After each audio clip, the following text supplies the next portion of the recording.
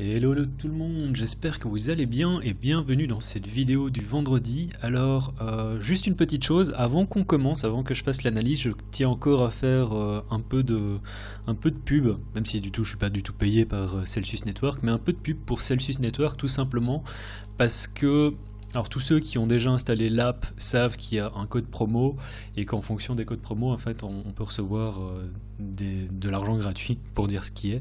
Et là il y a bientôt un code promo qui permettra de recevoir 50 $ qui va arriver en fait demain. Donc je tenais simplement encore en faire un peu de pub par rapport à ceci parce que du coup, enfin déjà pour moi Celsius Network c'est une très très bonne plateforme. Comme j'ai dit, ils ont résisté à l'épreuve du temps. Enfin notamment le crash de mars. Alex Mashinsky qui est le CEO, c'est pas n'importe qui.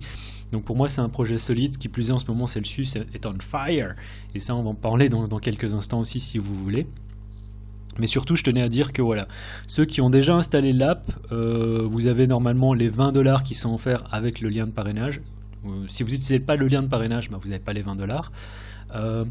Mais simplement en utilisant le lien de parrainage, normalement vous avez 20 $ si vous transférez 200 $ sur la plateforme. Et vous aviez aussi le mois passé le code Summer qui vous donnait 20 $. Donc ça faisait 40 $ offerts. Et là il y a encore 50 $ qui pourront être offerts en plus par rapport, enfin il y aura certainement une offre, ce sera peut-être quelque chose, j'imagine que ce sera pour un ratio de 1 pour 10. Donc si vous utilisez le code, j'imagine que ce sera un truc du genre, utilisez le code promo Intel et vous recevrez 50 $ si vous laissez 500 $ sur la plateforme. Donc pour moi c'est vraiment tout bénef, c'est une plateforme qui est assez safe. Enfin je dis ça parce qu'on n'est jamais à l'abri 100% en termes de crypto, parce que tant que c'est pas vos clés perso, vous pouvez pas être sûr, mais ça reste un projet solide. Pour moi il ne devrait pas y avoir de problème, ils ont une assurance. Donc voilà. Je tenais juste à donner un petit mot par rapport à ça. Alors le code il n'est pas encore sorti, il va sortir demain ou ce soir, et je vous en parlerai dans la vidéo du coup de lundi. Et si vous êtes intéressé, du coup n'hésitez pas à utiliser le lien de parrainage qu'il y a dans la description et à utiliser l'application Celsius Network. Et c'est simplement une application installée sur son téléphone et ça vous permet simplement, c'est une plateforme de lending, donc si vous laissez vos fonds sur la plateforme, vous avez des retours sur investissement possibles allant de l'ordre de, sur Bitcoin c'est 4%, et sur tous les stablecoins ça peut aller monter jusqu'à 11-12%. Et il y a eu un record, le record était à 18%, mais c'était un truc seulement si vous faisiez vos retours sur investissement en Cell Token. Ce qui était intéressant avant, ce qu'il est un peu moins maintenant, parce que le Cell Token est vraiment monté beaucoup ces dernières semaines, mais ça on va reparler dans quelques instants. Donc si vous êtes intéressé, voilà, utilisez le lien qu'il y a dans la description. Et tout de suite, commençons avec l'analyse sur BTC du coup. Essayez de faire ça simple, je voudrais essayer de faire un truc vraiment simple. J'ai enlevé mon FIB du chart parce que je me trouvais pas plus intéressant. Je sais que le FIB, le niveau 50% est plus ou moins là, le 61 est là et le 78 est quelque part ici au-dessus de cette zone de liquidité. Alors je vous avais déjà parlé quand on était ici, lorsqu'on était sous résistance, je vous ai dit je vais pas shorter ça parce qu'on est bullish, mais je vais pas prendre un long parce qu'on est sous résistance, et que voilà, mon système de trading ne fait pas, la manière dont je trade, c'est pas ne m'autorise pas à faire ce genre de choses. Et j'avais dit que j'étais intéressé éventuellement pour prendre des shorts si on venait taper dans cette zone. On est venu taper dedans, alors j'ai pas shorté parce que j'étais pas là et parce que j'étais un peu dégoûté. Enfin de toute façon on va en reparler après de ce qui s'est passé sur Ethereum. C'est-à-dire que j'étais dans un short où je me suis fait sortir sur une mèche et j'étais pas derrière le PC, ce qui fait que ça c'était pas une entrée que j'ai eue. C'est vraiment dommage parce que ça aurait vraiment fait une très très belle entrée.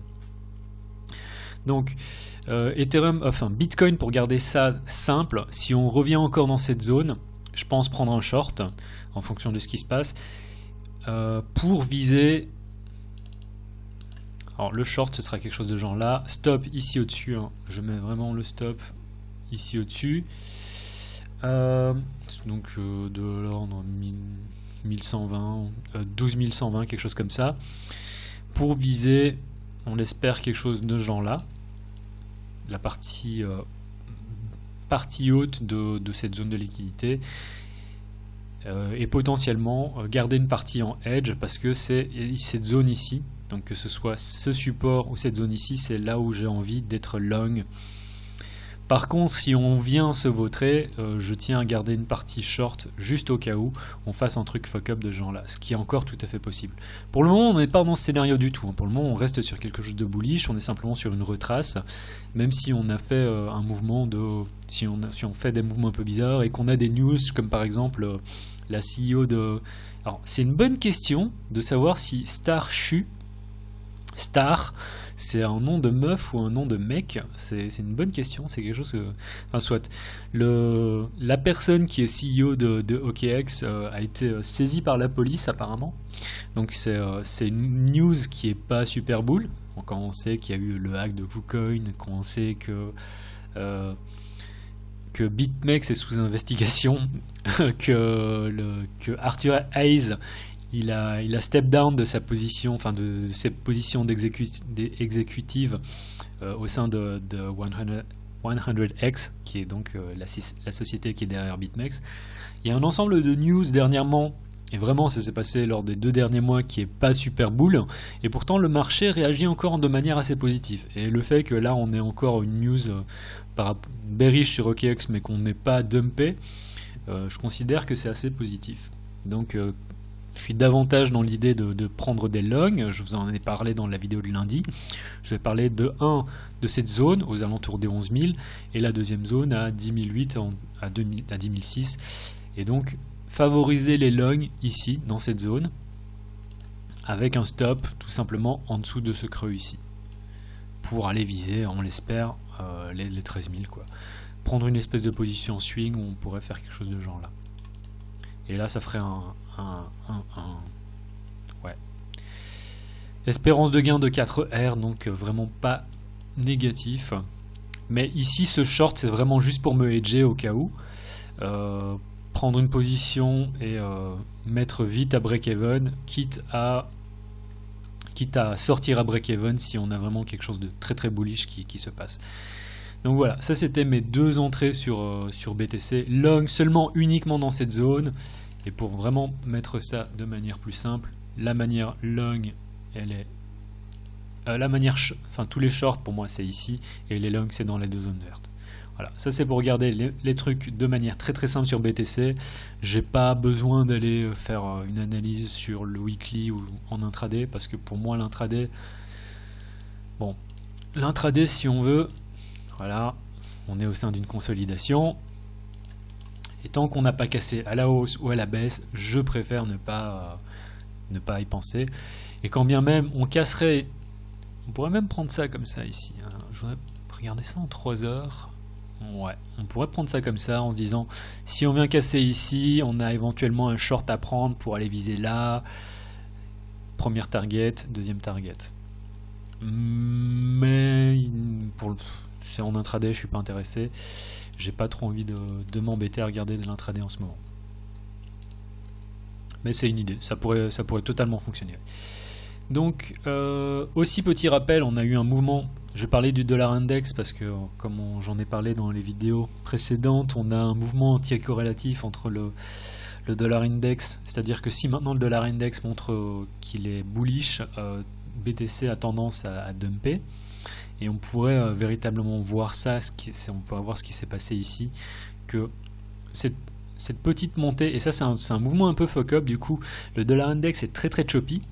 On a vraiment des trucs qui font du genre, normalement ici, donc on avait ce range, avec cet ancien résistance qu'on est normalement censé travailler en tant que support, on l'a cassé, on est repassé au-dessus, donc ça devient une déviation. Et là l'idée c'est du coup qu'on pourrait éventuellement à nouveau chercher les 94, les 94.5 diantre. Donc vous avez mes origines belges qui remontent parfois à la surface, et là aussi on pourrait totalement venir chercher à nouveau les 94.5, quitte à nouveau rechercher à nouveau ici, avoir quelque chose de très très choppy. Pour moi ça c'est du pur chop, et je sais pas où est-ce qu'on pourrait aller, mais j'aurais davantage tendance à penser que le dollar index pourrait avoir un petit mouvement bullish pour ensuite retracer.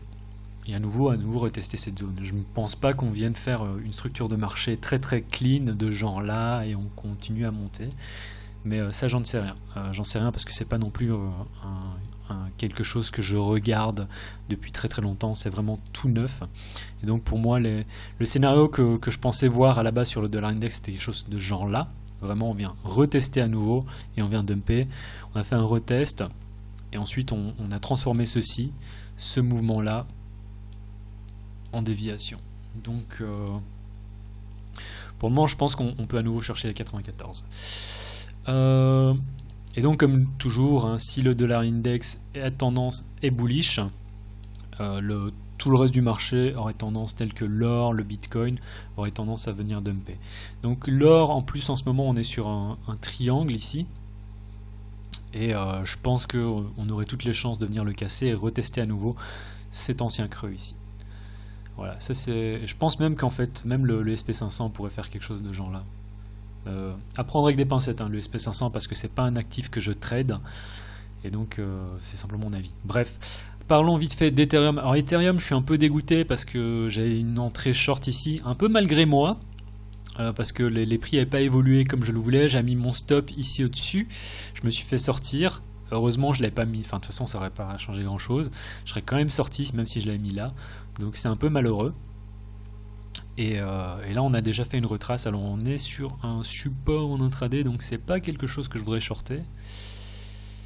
Mais sinon, l'idée long sur Ethereum, c'est si on repasse ici au-dessus des 380 qu'on trouve du support, première target les 400, au-dessus les 420, c'est ce que j'ai dit en fait dans la vidéo de lundi. Et si on a encore un rejet ici, on peut prendre un short. Le point d'invalidation est très clair. Après on est sur un mouvement aussi un peu bizarre ici. Donc shorter ça en espérant, si on recasse ça ici, si on recasse ça là. Le problème avec le short, c'est que si on vient retester quelque chose comme ça et qu'on vient prendre un short là, première target serait celle-ci. Or on a tapé, on peut voir une fois, deux fois dedans en intraday, et même c'est un support en daily. J'aurais tendance à dire que si on vient refaire quelque chose comme ça, on viendrait rechercher cet ancien creux. Donc ça pourrait donner quelque chose comme ça, potentiellement dans un premier temps, en se disant qu'on pourrait même aller chercher à nouveau les 310, voire en dessous des 300. Et là ça fait un trade, bon, on transforme un trade avec une espérance de gain de 2R en 4R. J'ai pas envie de rentrer dans ce débat de on va casser les 300, mais voilà, quelque chose comme ça. Mais je suis pas super sûr pour ce short, dans le sens où on est déjà tapé une fois, deux fois, trois fois. Si on vient retaper ici, je suis davantage dans une option, dans une vision un peu longue, mais je voudrais qu'on recasse ça ici, qu'on recasse vraiment les 380. Donc voilà, ça c'était Ethereum contre USD et Ethereum contre BTC. J'ai pris un short, c'est-à-dire, alors je pense que j'arrête pas d'en parler, ça fait déjà depuis 3 semaines que 3-4 semaines à mon avis que je parle de ce short, de cette idée d'épaule tête épaule qui est totalement bizarre, qui fonctionne pas très bien. Donc j'étais rentré dans un short ici, je me suis fait sortir là, donc pour un R, c'était pas génial parce que le trade a duré genre 2-3 semaines, et j'ai repris une entrée ici, donc vraiment avec mon stop ici au-dessus. Et je suis sorti. Alors j'étais rentré avec une petite position, du coup ça m'a permis juste de regagner les gains que j'avais perdus sur Ethereum, mais c'est toujours ça de prix. Et globalement, la manière dont j'analyse ça en ce moment, c'est qu'on est dans un triangle descendant qui est en train de se former. On est toujours sur support. On a une oblique qui est en train de se former, et j'ai l'impression qu'on peut vraiment faire former quelque chose de genre là. Et si on a une clôture au-dessus des 30.033, 34, qu'on a une acceptation des prix, je pense qu'on peut venir chercher ici ce niveau au 0.035. Donc voilà, c'est tout pour la vidéo de cette semaine. Ah, et puis on va regarder vite fait. Si ça veut bien charger. Bon, on va regarder sur... Non, c'est Stellar, ça, c'est pas Cell. Celsius. Bon. Quand je vous dis que ce truc est on fire, alors là, si je vous dis qu'en ce moment, les retours sur Celsius, je préférais peut-être pas les prendre en Cell Token, mais davantage sur la monnaie en elle-même, c'est à cause de ça aussi. Donc on est monté à 0.00, ouais, à 13 000 sats. On peut voir que ça, c'est quand même très dangereux de prendre des positions ici, ou de prendre tout simplement vos retours. C'est-à-dire que si vous aviez accumulé ici du sel, c'était vraiment génial, parce que du coup vous aviez un retour sur la plateforme Celsius Token qui était positif, et vous avez fait facilement, enfin vous avez fait plus de 100% en fait là-dessus, donc c'était vraiment énormément de gains. Et Celsius, je suis vraiment positif là-dessus, et c'est pour ça aussi je pense qu'ils sont prêts à faire un promo code à 50$. C'est parce que voilà, ils ont fait je veux dire, il y a des gens qui sont rentrés à ce niveau-là, quoi. Donc les 1000%, ils étaient au rendez-vous.